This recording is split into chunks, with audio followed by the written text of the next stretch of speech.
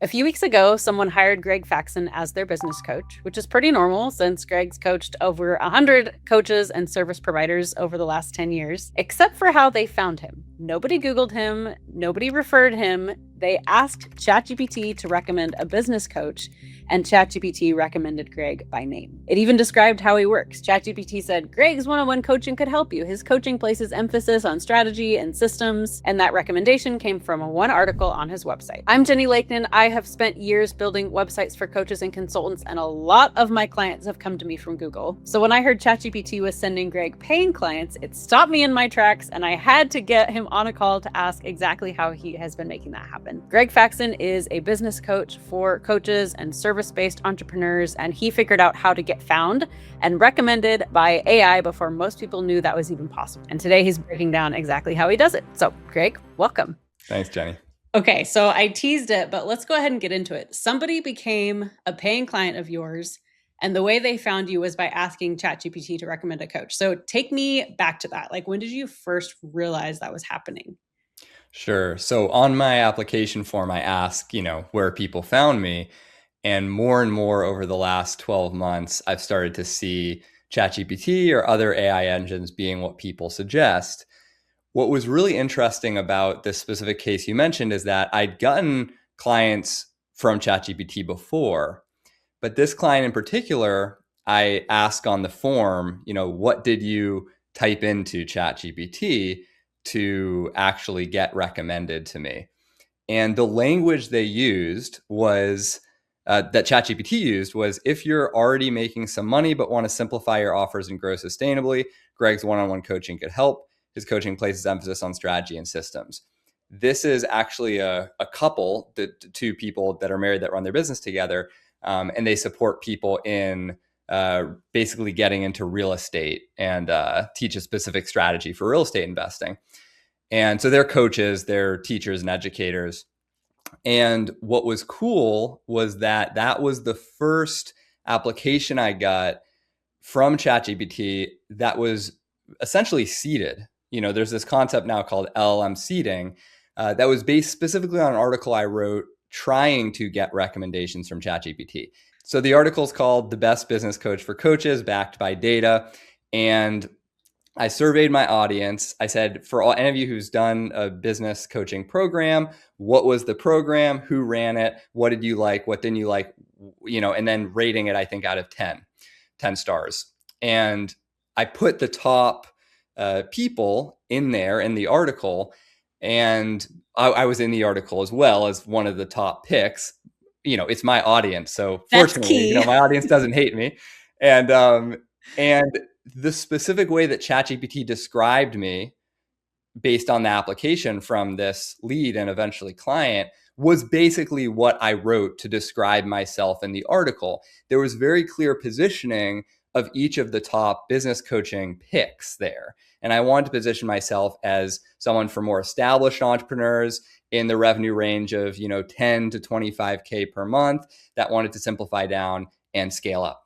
So yeah, it was really cool to see that language that essentially I had planted by creating one of these recommendation articles. And as I've been learning about GEO, one of the things that it really likes are, original research that it can cite,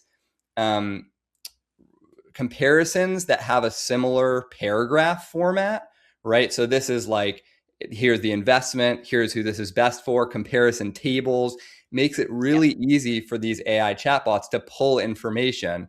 So if you're in, those roundups, including if you create one yourself, that can be a way to get clients. So it was cool to see that early win in, these experiments. Yeah, for sure. Like having a good pro con list. AI just loves that. Totally. Yeah. I'm curious, what are you noticing about the people who find you this way compared to the ones who come through say like Google? Yeah. So here's what's interesting. The people who get recommended to me via AI, and this seems to be consistent with the trend I'm hearing from others, tend to book calls very quickly. So they're ready and they're looking to invest in coaching. So that's great. They're a very qualified lead. However, because they went straight from finding out about me to booking a call, they're less warm as leads. So in some ways, they're warm in that they got a very targeted referral, but they haven't been following me for 6 or 12 months. They haven't gone through maybe that initial customer warm up cycle that someone who found me through a broader piece of content, joined my newsletter, eventually got invited to a strategy session, and then joined. Mm-hmm. They don't have that familiarity yet. So they're very warm in terms of how quickly they'll take that next call to action on the site. But I think in general, they require a little more warming up. For this client in particular, I have 1 or 2 sales calls in my process because it's a longer term investment. I remember, not only did they go through my case studies, they actually reached out to one of the people in the case studies who was like, yeah, Greg's great. I love him. And then they bought. So they really did their due diligence.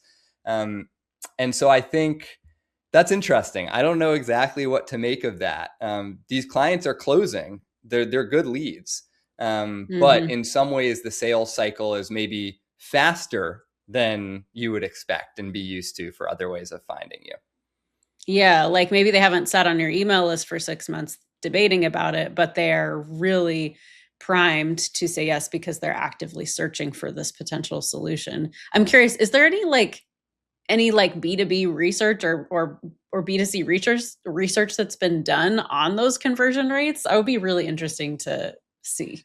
Yeah, I don't know if I put this in the outline I sent you, but it says one thing we have is AI visitors convert way better than Google visitors, and that Seer Interactive study said it tracked one B2B site for 7 months. ChatGPT traffic converted at 15.9% versus 1.76% for Google organic. So it sounds like compared to old SEO from Google, potentially could convert at 15 times the rate. I definitely think Yeah. it's uh, faster to convert, at least in your initial next step of the sales process. I think the question would be if you run a very premium, high end, long term program that requires a lot of trust, that's going to need to be built at some point. And if it's not built before the sales call through content or a warmer referral, actual human referral, it may need to be built, during and after the sales call itself. So Mhm. what I've seen is that the leads are converting well. I've gotten a couple clients recently through AI engines, and it's not my most common way yet that people find me. So relative to how often people are finding me through a certain source, it seems to lead to a disproportionate number of clients. There just is that need to build that initial trust after the recommendation.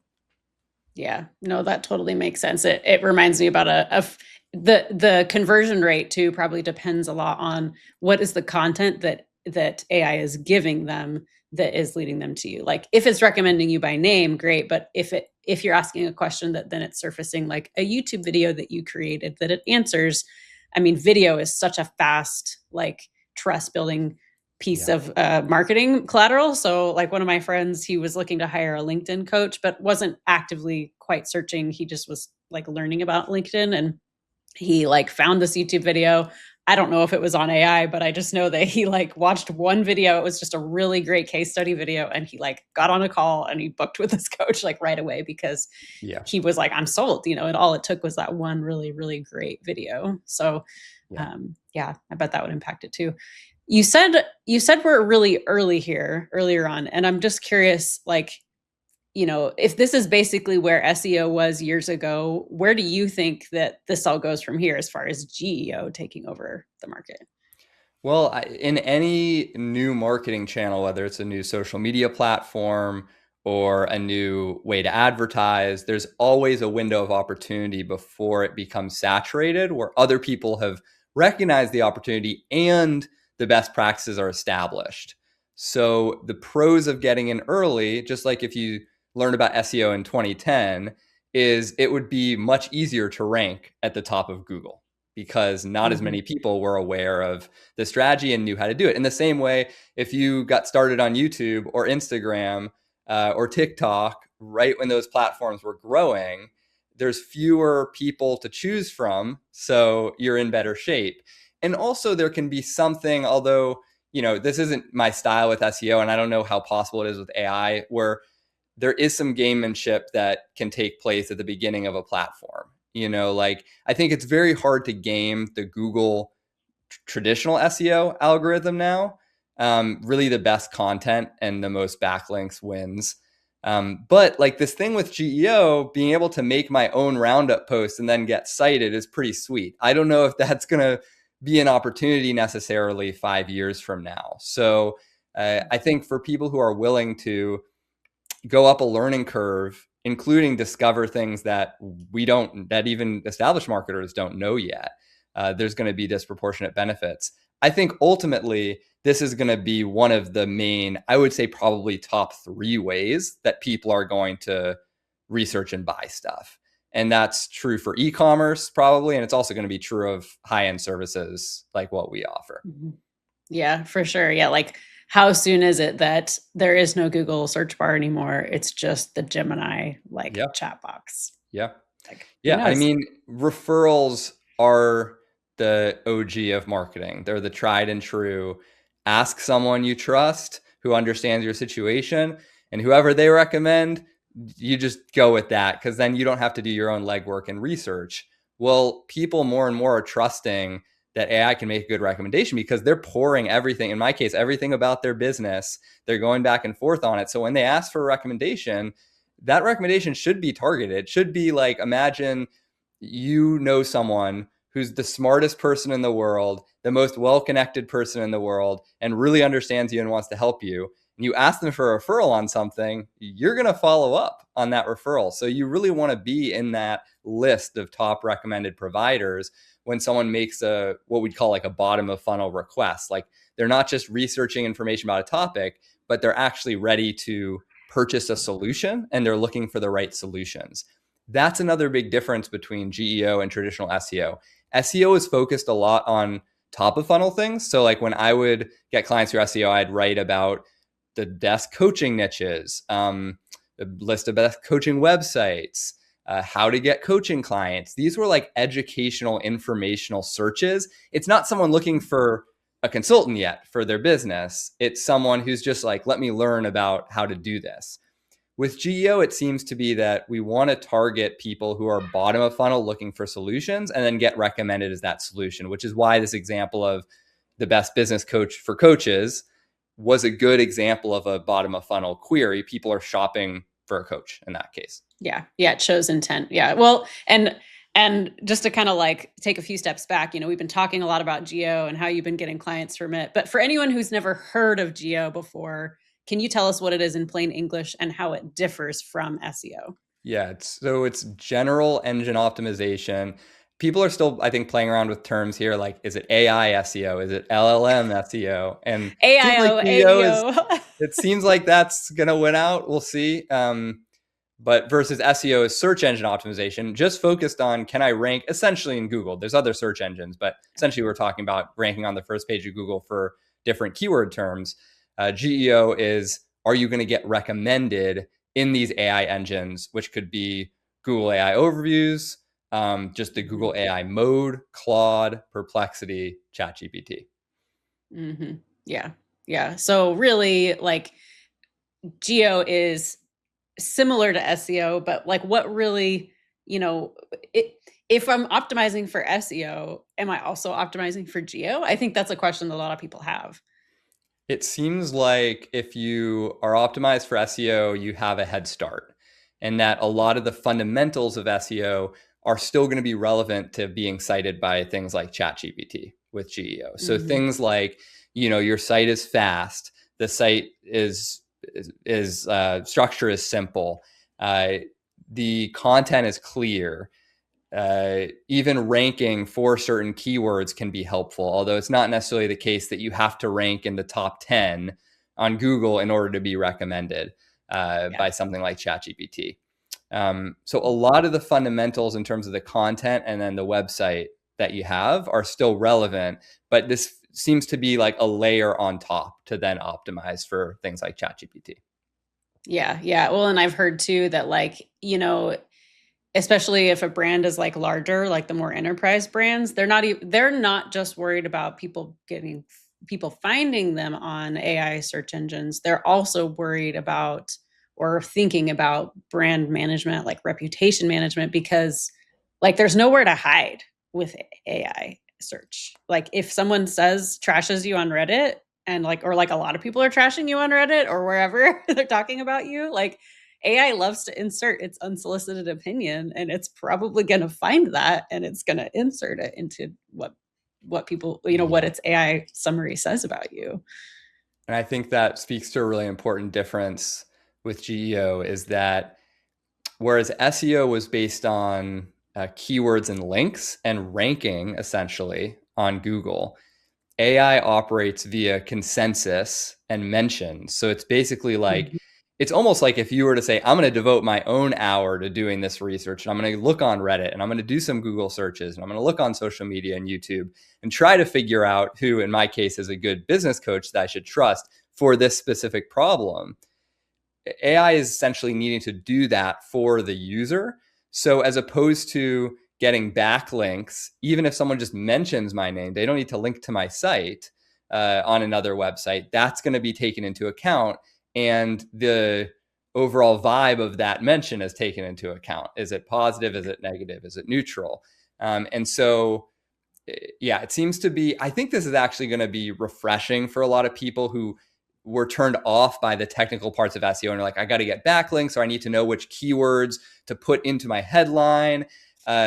It's not too complex once you learn it, but I know from teaching folks that it can be intimidating at first. Now it's kind of like, okay, become known across the web for clear positioning and be seen as credible in that positioning. So in a way, it really simplifies marketing back Mm-hmm. to what, in my opinion, it should be.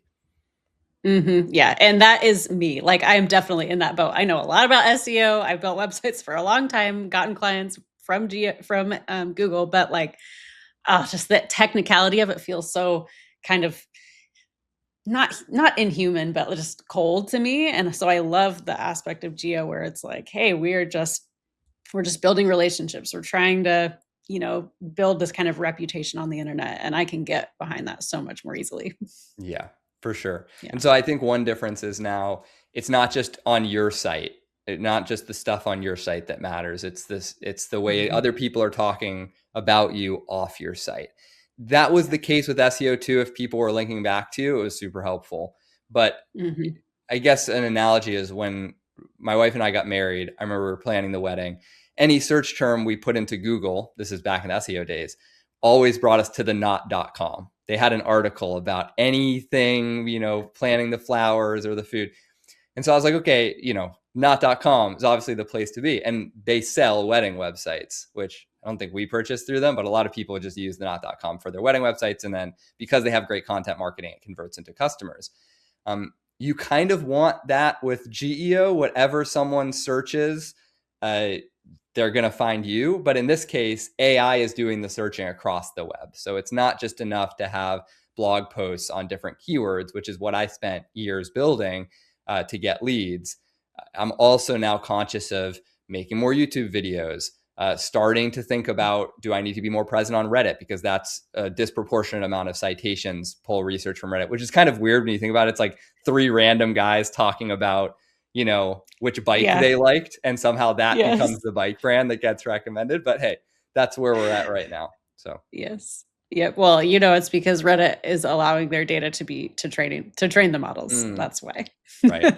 Right. Yeah. Well, and that's something we Yeah. didn't talk about that we should mention briefly is this Mhm. robots.txt. So the one technical thing we'll talk about Yes. in this interview, just because it could hamstring your efforts here, is robots.txt. So basically, some websites block AI bots without the user knowing, and it's very quick to fix. You just want to make sure your main website isn't blocking ChatGPT and Claude from finding out more about you, because if it's blocking you, they're very much less likely to recommend you. So basically, you want to go to yoursite.com. So it'd be gregfaxon.com/robots.txt. You put that into your browser, and then it'll have a list of different things. And you're looking for ChatGPT bot or Claude bot. And then you're going to see, is that disallowed? So the word disallow will be right there. And that means you're blocked.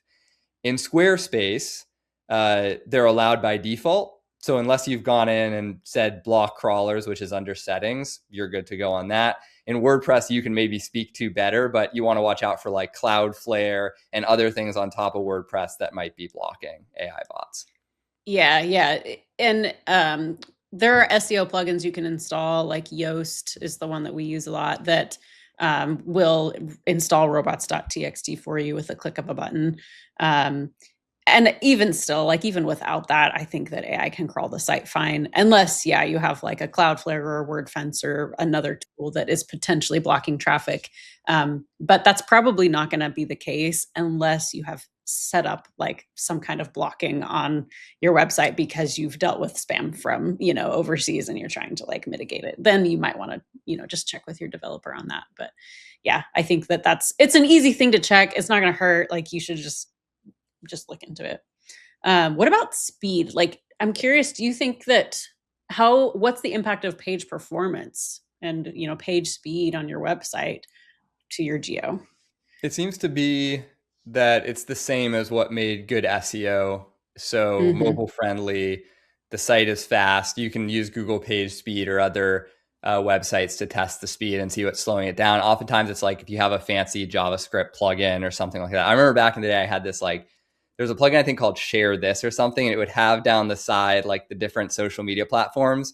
And it was like it slowed the whole site down. I was like, well, okay, I'm going to get rid of this. If they want to share it, they'll just copy and paste the URL.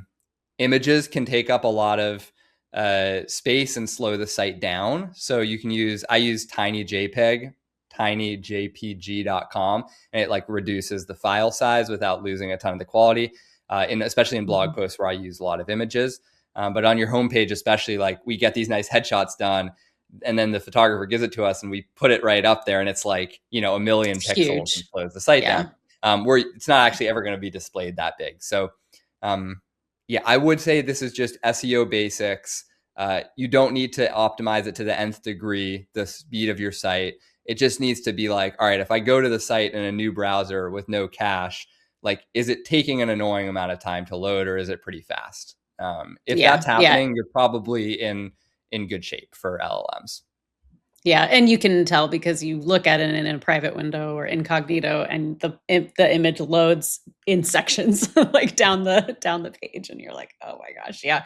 Work with your developer to get those images compressed. There are even tools that can automate it, like, but even just as you upload it to the site. Like I know on WordPress, we have a compression tool that you upload an image, it can be the full res one from your photographer, and it'll compress it automatically. Mm. So it's definitely ways to like just make your life easy on that end.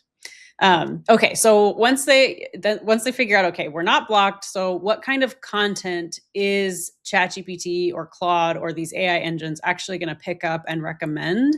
And what are you doing differently as you think about that when you write? Yeah, good question. And just to zoom out for folks, we're basically Mhm. covering now three different sections. And there's technical SEO or GEO, right? This is the same with SEO. It's just we're adding a layer with GEO. There's the technical side, site speed, that robots.txt file. There's what happens on your site called on-page SEO or on-page GEO. And then there's off-page GEO, right? Which is what happens off of your site. Where else are you getting mentioned? So the second category of on page, this is the content that you're creating. This is the example I gave of that best of article.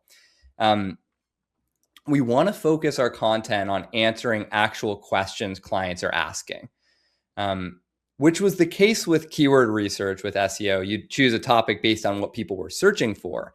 Now we really almost just want to frame it as questions because people are typing in questions to ChatGPT. It's easier for Chat to pull snippets that are answers to an actual question. So consider the main topic as a core question. Consider your sections as actual questions, maybe worded as questions with question marks at the end. You Mhm. can, if you're looking at a topic on Google and you're searching for it, they have that people also ask box, which is like related questions to that topic. That might be the spine or the outline of a piece that you write. Mhm.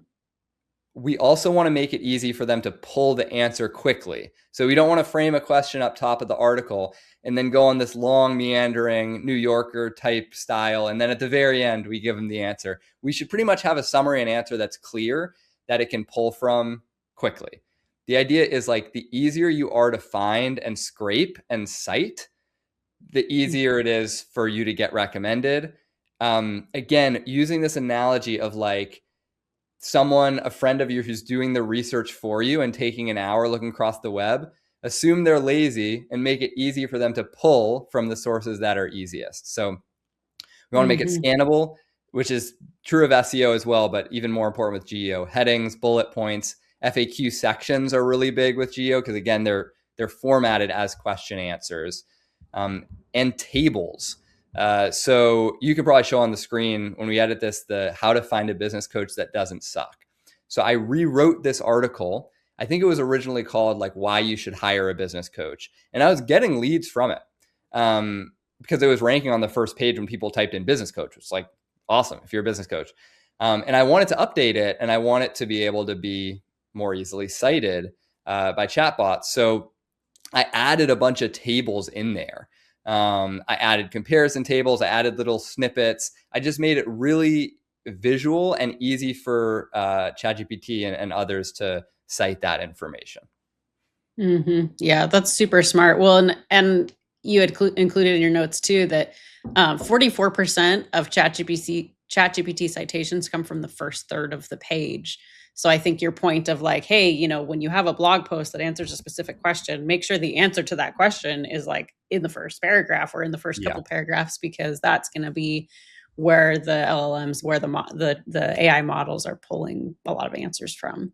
Yeah. Yeah. And in that best business coach for coaches article, another example would be, I basically I had a very short introduction and then I had a table with the 4 recommendations. And then it was like how long their program is, what the investment is, who it's best for. Right. So almost like a Smart. wire cutter style summary. Then I dove into the details of each of the 4 picks. Then I said, here's how we did the research and stuff like that. But give them the answer pretty much right away after you hook them. Yeah, just that instant gratification. That's so good. And I guess another point that I'll tack on here that I've heard just as I've been looking at geo is that the vast majority of citations, and by citations I just mean like when the AI models cite someone, the vast majority of those are less than a year old too. So I'm curious, like, do you have any input on the recency factor? I can't speak to that directly with data, but it sounds like you have a good source there. It was just What fascinated me. I was like, I need to go look at all my blog posts from I mean, 2019 and well, and it's interesting. I even don't interpret that as you need to go make sure that all your content is refreshed, although that's always been helpful for SEO. I more see it as you can put out content and start getting cited for it very quickly, which was not the case with traditional SEO. That's another thing that used to turn people off when I would teach it. I'd be like, yeah, this is a sweet strategy. You create an article once, it brings you clients for years for free, which is what good SEO does. People loved that part, but they didn't love the part you got to write this detailed, epic article and then wait 6 months or even 12 months. So it starts ranking on page 1 and people actually find you through it. Once you're on page 1, you're golden. But I think this is another kind of lowering the barrier to entry for getting cited if you're creating content in a savvy way on your site. That's, again, easy to scrape, easy to recommend. Because if I can create an article, I mean, that lead from the Best Business Coaches article came like, I'd have to look, but very shortly after the article was written, in the first 2 months probably, which is cool, which was not the case with old school Google. yeah, that's so cool. I love that perspective shift that like, no, this is just lowering the barrier to entry. You don't have to wait 6 months to get clients from this. And please don't just go to your website and change your publish date on your 2020 blog post to be Yeah, this yeah. week, because that is not the answer either. Yeah, yeah. If you're gonna update, you need to you need to change something, do a legitimate Yeah. update. Do a I just refresh. think this is so exciting because some people who are listening to this might have started to see that clients are coming through AI engines. And they're like, oh, that's kind of a cool, novel thing. I'm starting to get leads booked through AI engines. And then that'll be it. They won't think any Mhm. more about it. And it's like, no, when something starts working and something starts happening, that's when you double down. And when things are coming easily, that's when you figure out how to make them really, really work. And so I think it's worthwhile to dig into some of this, especially if you're starting to get some early traction, because you may have a head start. Yeah, I love that too. Well, and I know that a phrase that you have is like how I beats how to. And I'm curious, like what do you mean by that? Tell us a little more about how we Yeah, can use yeah. So our content. this is shameless plug to Alex Hormozy, who I heard this from. How to content be like how to get coaching clients. Number one, start a Facebook group. I guess this would be back in that doesn't work anymore, but back in 2015, start a Facebook group. Start a Reddit Um, subreddit. That's good now. uh, and you go through 1, 2, 3. Now, ChatGPT can answer that for me. I can ask ChatGPT, how do I get coaching clients? And I can actually get a more personalized answer from ChatGPT if I give it some information. So just writing the general how-to, not super useful. Mhm. The alternative would be how I. So I created a YouTube video and wrote a blog post called I Tried 21 Ways to Get Coaching Clients. Here's what worked. Okay. And I just went through on a Trello board. I had the list of 21 ways and I would drag it into like, this is a moneymaker, proceed with caution, or waste of time. And I just ranked them in the 3 categories. Now, I've been coaching for over 12 years. So having tried all of this is now not in the land of theory. This is me telling you what works for me. Might not be exactly the same for you, but for most people, it's going to feel more credible than a general how-to list that just compiles different strategies you could try without really giving a sense of which are most effective. So that's what Hormozy says is like how I content, how I lost 20 pounds before my wedding, right? How I, built a great marriage with my wife and we've been together 40 years. That's going to typically do better now versus the general how-tos, just because the general how-tos will be written better and more quickly by AI, and it's going to be harder to stand out. Yeah, yeah. Versus that firsthand experience, those client stories, the Firsthand real experience. numbers. Yeah, those are things AI can't generate itself. And And I so think that will I'm stand glad out. you mentioned that, because I think the ultimate Yeah. is not just how I did this, but how I helped my client do this. Mm. Because from a client services marketing perspective, that's the ultimate credibility. It's cool, Greg, if you got some clients, but you might just be special. You might just be like very handsome and everyone wants to, right? But if I do this, maybe it won't work. But if you said, actually, I worked with 100 coaches and I helped 50 of them get to 6 figures, here's what they did differently. Like, not only is this useful information now, but this actually Mhm. tells me that you can do this at scale with other people. So it's the ultimate social proof baked into the content. Oh my gosh, I just love that. Yeah, it's making me think about my own long form content as I get more into my YouTube channel. I mean, I'm like really mining and for the client stories and the numbers and the how did we get her sales page to 50% more leads, or Yeah. conversions after a redesign, things like that. And I'm like, okay, the work is worth it because it's gonna make the content do better on AI engines Yeah. also. Yeah. So Mhm. people that have real credibility are at an advantage. It's like, think about when Mhm. you're going through your YouTube, homepage and you got all these recommendations and then you click on one. The ones you keep watching, partially the ones you click on, you've got the social proof of the view count, right? If something has 1 million views, you kind of take it more seriously. But putting aside the view count, if I'm getting relationship advice, I want it to be from someone who's helped a lot of couples succeed, or I want it to be from a licensed clinical social worker, or someone who's been a couples therapist for 20 years. I don't want it to be a high schooler who's in their first relationship. Do you know what I mean? So you could share the exact same information, but if you're able to lead with your credentials, your own story, or the other people you've helped, immediately that information becomes more valuable because it's actually backed by credibility and proof. Yeah, 100%. And if you are just starting out and you don't have the backstory and the credibility and proof yet, I mean, a way to position it that I've seen work really well is like it's almost like a it's almost like a building in public or a like working on it in public um kind of format. There's a midlife coach that I'm in a YouTube coaching program with, and her first like 5 YouTube videos got like 40,000 plus views because she approached it as a like, I am figuring myself out in midlife and here, watch me do it. Here are all the things I'm going to do to like change my life and turn it around. And they were so Yeah. raw and vulnerable. And I thought, oh, that is a really cool way to do it. Yeah. Yeah, I think that's a good way to do it. You got to work with what you have. So you may as well, if you're kind of going through the journey, you may as well be transparent with that. And I do think there's a power in that.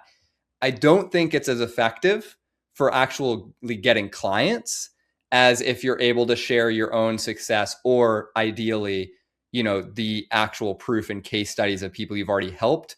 I'm going to feel more secure uh, in that person, but you can absolutely get reach and views and some interest in some clients from doing that. If you're going to do that, another approach, and this is even if you're advanced and you do have proof, is a great thing to do. Now we're kind of down the YouTube rabbit hole, so we'll pull out in a second. Sorry. Is I can't help using it's called social hacking, right? So some of my best YouTube videos have been book reviews. For example, like I reviewed Alex Hormozi's $100 million offers book, and I went through and did a very detailed mind map summary. I tried to make like the best summary that was out there. The thumbnail is me holding the book. And so that people say, they don't need to know who Greg Faxon is, but they know that book and they know Hormozi. So I can get credibility by association and traffic by association through that. So that's another good thing to do if you're starting out. Like, hey, I read the top 10 marriage books and I implemented all the advice, here's what happened. That would be a great thing to do, even if you didn't have a story or client proof. Yeah, I definitely have a video that I'm getting ready to record that's like 1,000 hours of personal branding research in 24 minutes or something like that. And that influencer surfing, those kind of showcasing numbers around the studying you've done. That's another really good strategy. I think it works, honestly, not just for YouTube. I think it's a great blog post. I think it's a great social media like hook. Yeah. A great email subject line. So well, actually, I recently got a lead from ChatGPT, and he put that it was through that $100 million offers book summary. That's what he was asking about, and I got cited, and he moved over and applied for a call. So way cool. That's so awesome. Okay, so we've talked a lot about on-page SEO, like, hey, what can we do on our website or GEO? What can we do on our website to make the AI engines happy? Let's talk a little bit more about the off-page, what you were talking about earlier, becoming that really obvious choice in your niche because of things other people are saying about you. Like, where do you think AI is looking for what the internet is saying about you, and how do you become the name that keeps coming up?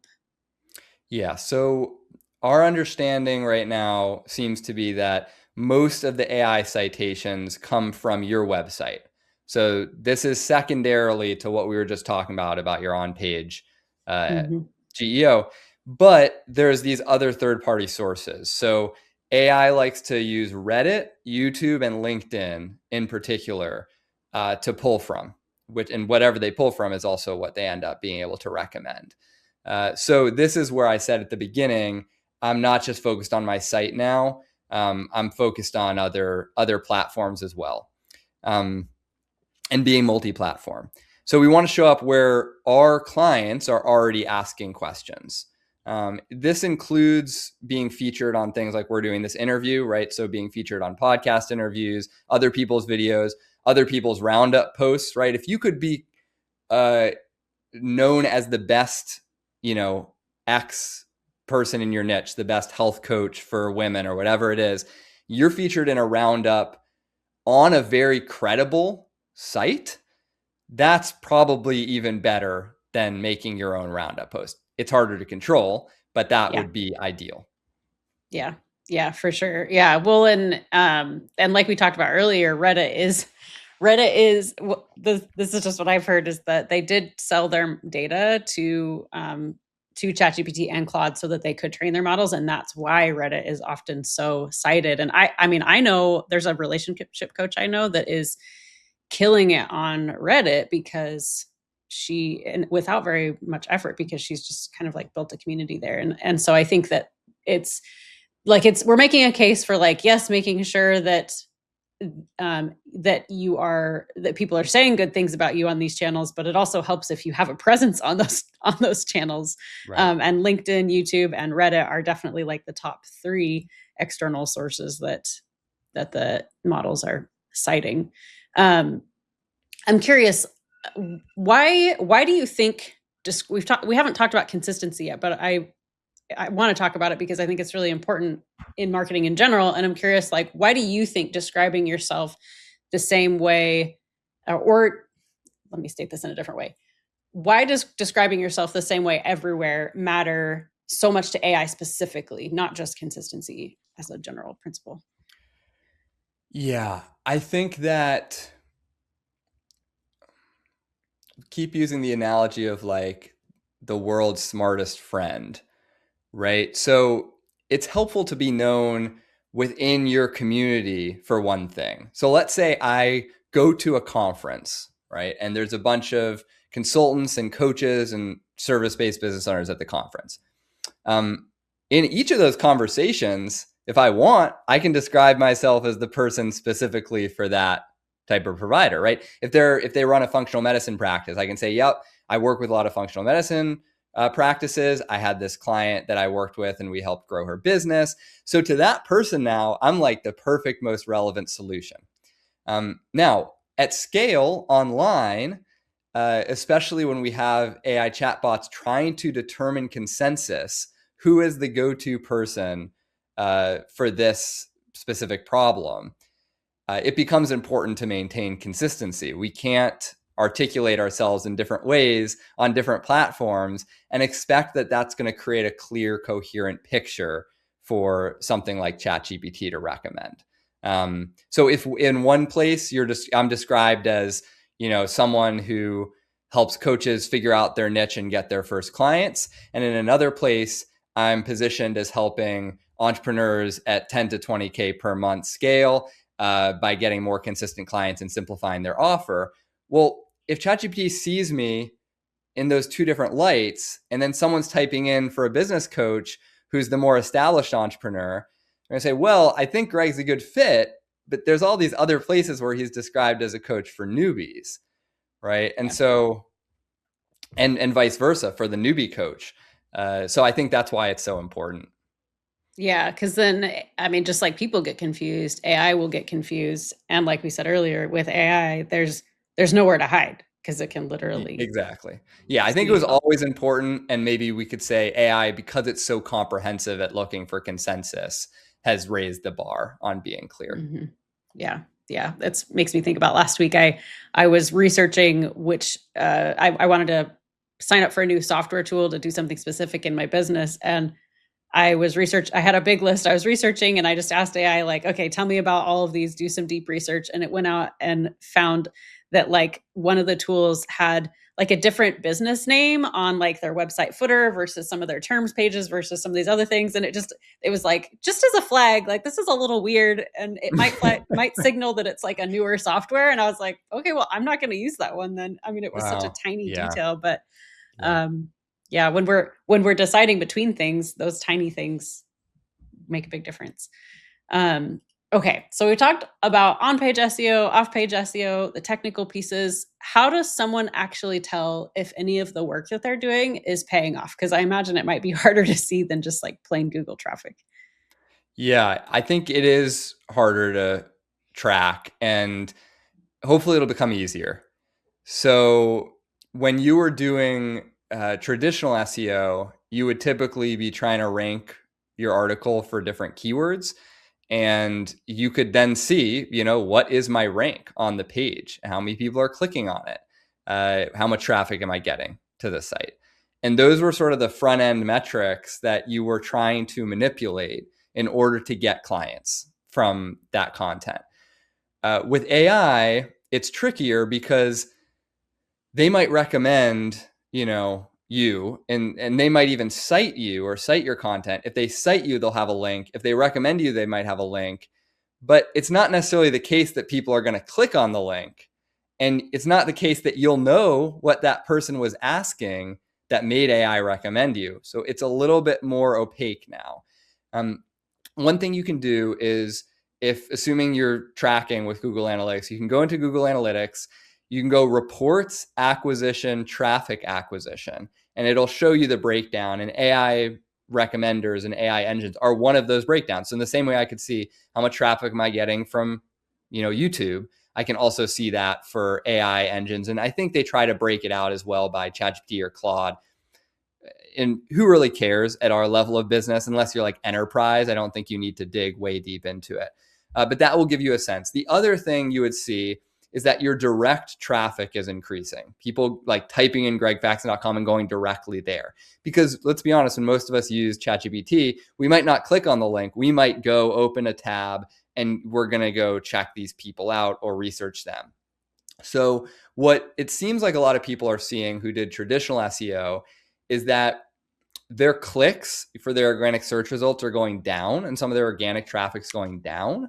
Way down in a lot of cases. And Yeah. that's just the way it is.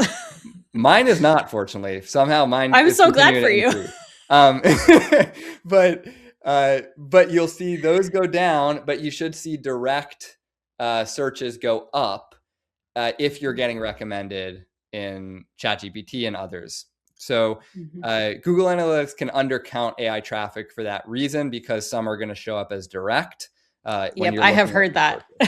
I have heard that as well, that it's Google, or they misread it as direct traffic when it's actually coming from an AI search, even directly.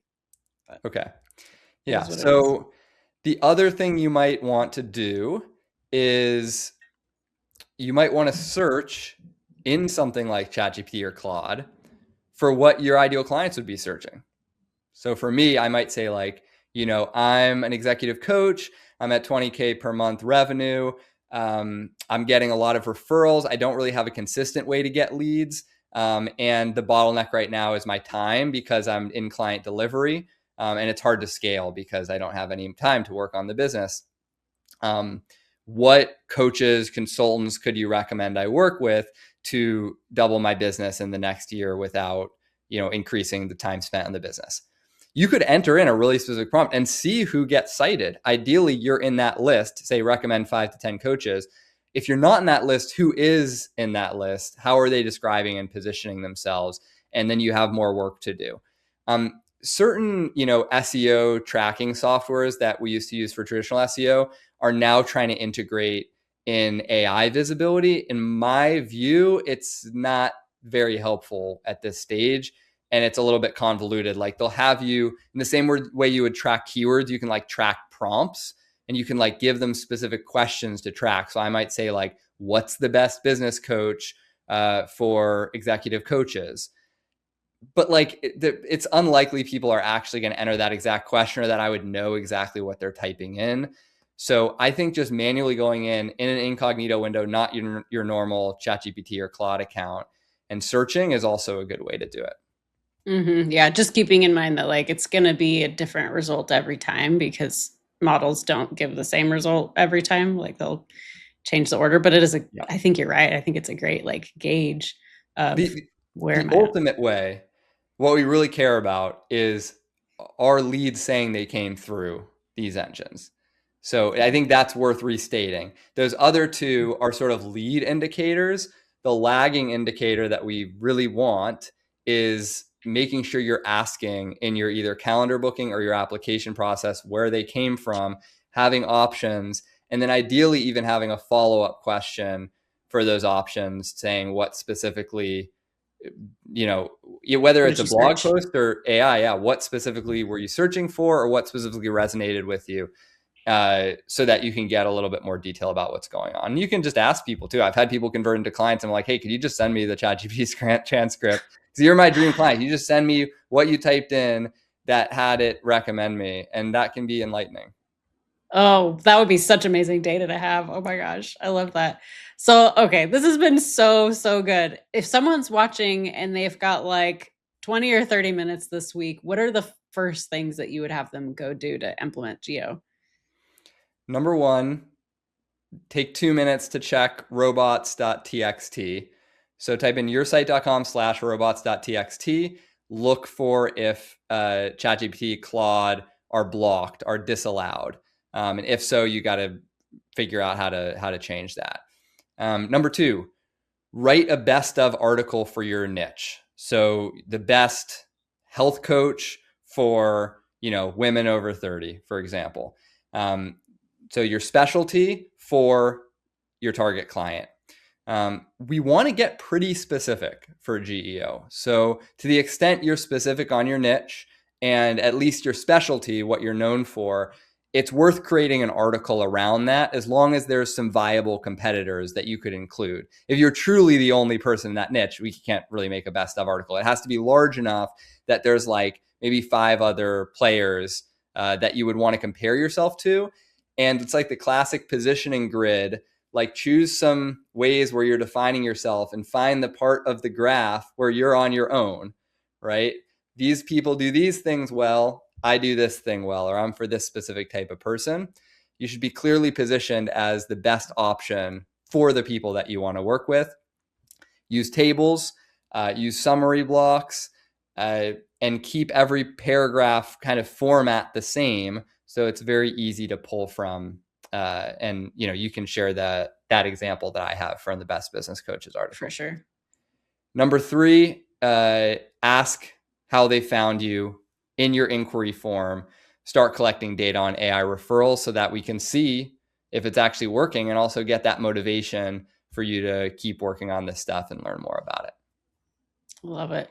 This is so good. I think this has really changed how I think about SEO versus geo. And I'm definitely going to go write that best of article now. And it's very similar work to what makes great marketing in general, which is being clear on your storytelling, showing up consistently. The difference is just that now that consistency matters more than ever because AI is reading all of it and deciding who to recommend. So thank you, Greg. This has been so great. I know people are going to want more of it from you. So for people who want to go deeper on this work or they want to work with you, where should they go? GregFaxon.com is the main site. GregFaxon.com/apply if you want to learn more about how I support folks. Amazing. Amazing. So go follow Greg, read the articles that we talked about. I'll put his links in the description as well. So if you got something out of this, subscribe. I'm Jenny Lakenan, and I build websites for coaches that actually bring them clients. And I'll see you in the next one.